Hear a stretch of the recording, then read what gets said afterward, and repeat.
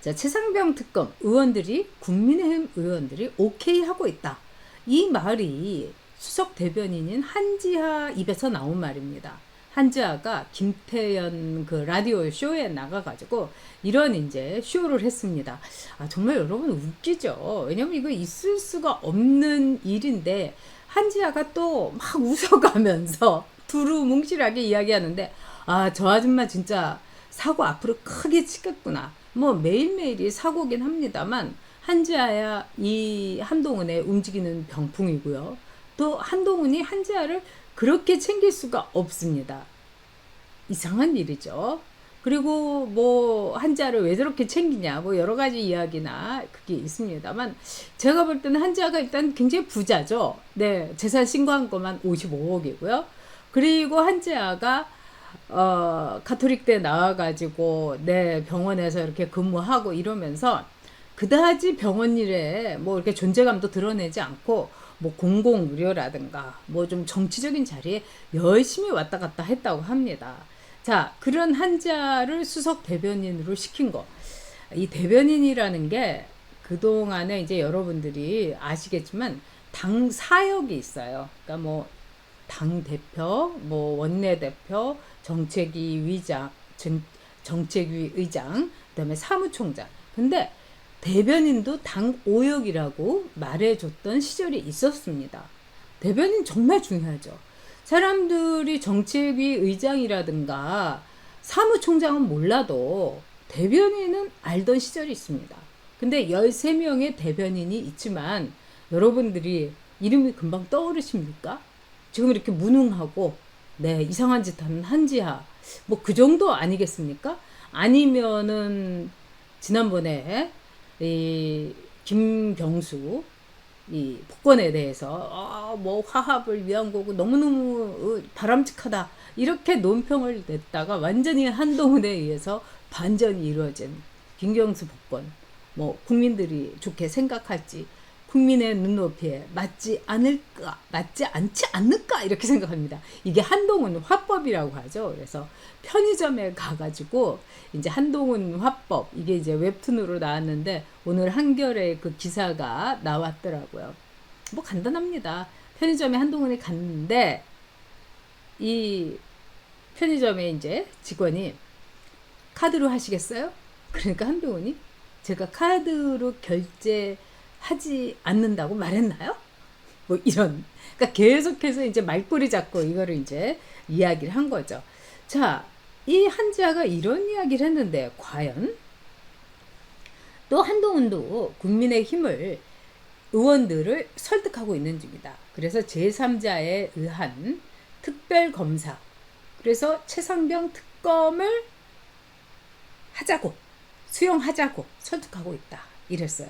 그리고 한자는 또 한 발 나와가지고 이 제3자 특검을 수용하겠다는 의원들이 있다. 이렇게 얘기했어요. 뭐 한 열댓 명 되는 한 핵관들은 그런 게 있을 수 있겠지요. 그러나 택도 없는 소리입니다. 자, 윤상현 의원이 오늘 그 배승희 쇼에 나와가지고 최상병 특검 당내에서 논의? 그런 일 절대 없다. 어떻게 최상병 특검을 당내에서 논의를 하고 있느냐. 논의는커녕 입에 올리는 사람도 한 명도 없다. 이렇게 얘기했습니다. 자, 이야기를 보면은 여러분 굉장히 명확하게 국민의힘의 입장, 분위기 알 수 있을 것으로 보입니다. 윤상현이 이럽니다. 우리 당에 당론이라는 게 있다. 당론은 이제 공수처의 수사가 진행하고 있기 때문에 공수처가 수사를 하고 있기 때문에 일단 그 결과를 먼저 보자는 거. 그것이 순서다. 그렇기 때문에 앞서서 특검법을 발의할 필요가 없다는 거다. 그러니까 한동훈 대표가 전당대회 경선 중에 제3자 특검을 발의하겠다.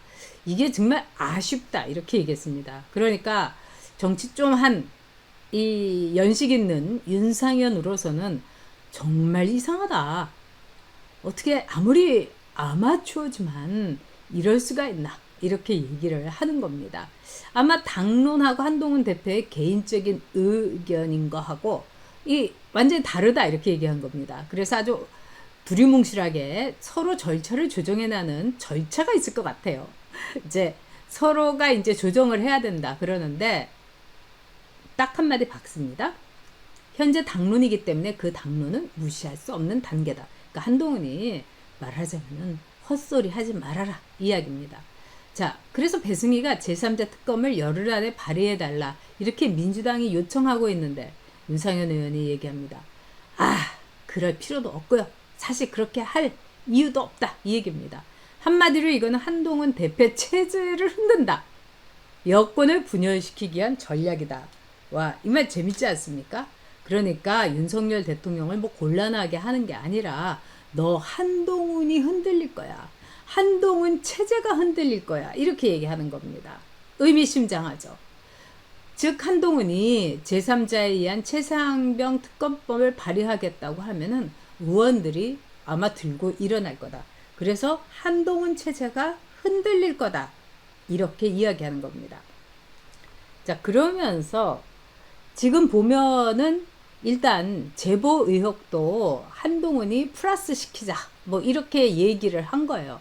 그러니까 뭐 정성호라든가 또 이 박찬대라든가 그것도 좋다고 한 거예요. 이러면은 진짜 곤란할 겁니다. 한동훈과 그 측근들이.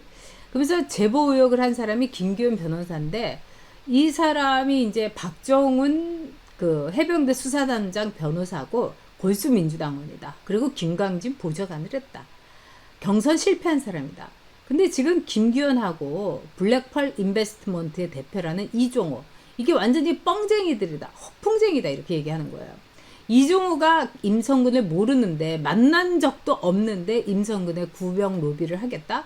내가 10년 전에 김건희 여사를 좀 알았다. 이거 가지고 말이 안 된다 이거죠. 이 사람이 허세라는 거는 탄핵의 허세라는 걸 다 알고서도 탄핵의 불쏘시개, 탄핵의 공작으로 만들었다. 이러면서 그렇기 때문에 한마디로 기획 탄핵, 사기 탄핵이다. 이렇게 윤상현 의원이 이제 결론을 내렸습니다. 이 최상병 특검 자체가 윤석열 대통령을 탄핵 열차에 태워가지고 보내버리겠다 이겁니다. 정말 원희룡이 이야기한 게 100% 맞습니다. 여러분, 탄핵이라는 거 그렇게 멀지 않습니다. 이런 특검을 하면은 탄핵으로 가는 급행열차를 타는 겁니다.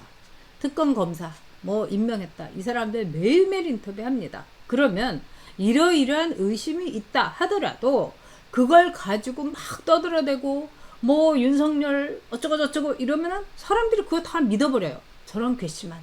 그리고 뿐만 아니라 언론에서 뭐 조중동 비롯해갖고 한경호까지 온 언론에서 떠들어 버립니다. 그러면 이거는 감당이 불가능해요.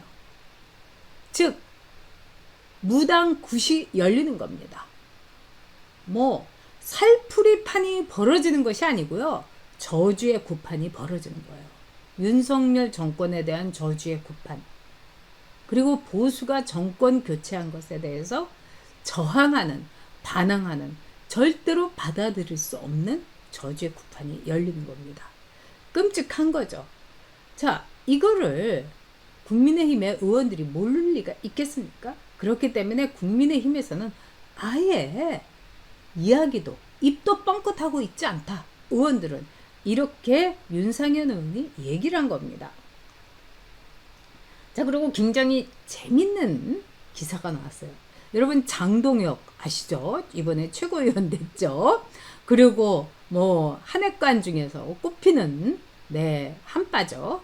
근데 이 장도균이 사무총장도 하고 이랬는데 장동혁이 이런 말을 했습니다. 최상병 특검 논의보다 특검을 남발하고 탄핵 몰이를 하는 것 이거부터 먼저 중단해라. 와, 저는 처음에 장동혁이 이런 말을 했어? 너무 놀랐어요. 그래서 이렇게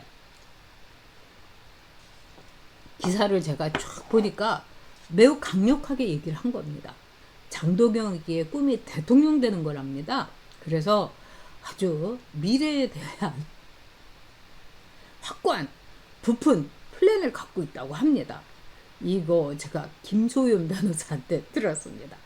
자, 이걸 보면은 장동혁이라는 사람이, 여러분, 한빠는 뭐 탈출이 지능순이라고 하는데 제가 볼 때는 장동혁이가 머리가 좀 돌아가는 것 같습니다. 또 뿐만 아니라 장동혁이가 이런 말을 한 거는 국민의힘의 분위기가 어떻다는 거를 100% 깔끔하고 명확하게 보여주는 거다. 이렇게 보시면 됩니다. 자, 최상병 특검에 대해서 제3자가 특별검사를 지정하게, 뭐 임명하게 하자. 그리고는 대법이다. 근데 이거는요, 정말 소도 개도 다 웃을 일입니다. 저는 한동훈이 법무부 장관을 했고 검사를 했는데 이해가 안 됩니다. 어떻게 이런 말을 할 수가 있는지. 지금 대한민국의 이 정치의 후퇴 중에 하나는 뭐냐? 정치를 통해서 의회주의라는 서로의 협상하고 정말 의견을 설득을 하고 때로는 양보를 하고, 이런 의회주의, 협상, 정치는 말로 하는 일종의 편지 보내기, 응답하기, 이렇게 볼 수 있습니다. 근데 그 모든 거를 지금 어떻게 합니까? 다 사법부에 맡기고 있어요. 그래서 껐떡하면 고소하고 이래가지고 다 재판 결과에 따라서 한국 정치가 판가리가 되기도 하고 뒤집어 엎어지기도 하고 이런 상황입니다. 즉 한국의 정치가 사법부에 종속돼 있습니다. 근데 특검법을 국회에서 뭐 발의를 하자, 정당이 합의를 하자 이러면서 한동훈이 제3자 대법이 임명한 특별검사를 받으면 되지 않느냐. 와, 제정신인지 정말 모르겠습니다. 이거 바보 아닙니까, 여러분? 이거 이렇게 돈 거 아닙니까? 그리고 대법이 왜 특별검사를 임명을 합니까? 아마 대법도 기가 막힐 거고 임명되는 검사들도 거절하는 검사들이 상당히 많을 겁니다. 왜? 아니 무슨 내가 법원의 쫄개야? 나름대로 검사들의 자긍심, 자부심, 우리가 얘기하는 프라이드가 있는 거죠. 이렇게 순진하게, 해맑게, 청순하게 가는 한동훈. 와, 이런 한동훈으로 계속 갈 수 있을까요? 저는 불가능하다고 결론을 내립니다.